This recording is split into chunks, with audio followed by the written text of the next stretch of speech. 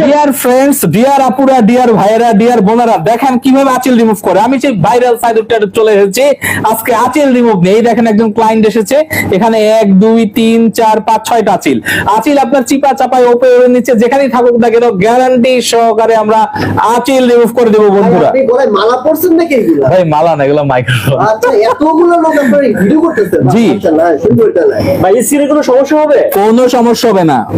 আচ্ছা, কতক্ষণ সময় লাগবে আঁচিল রিমুভ? কত এক একটা 30 সেকেন্ড। 30 সেকেন্ড? মাত্র 30 সেকেন্ডে আছে রিমুভ করবেন ভাই। ভাই একবারে কি আসলে কমপ্লিট হয়ে যাবে না বারবার আসতে হয়?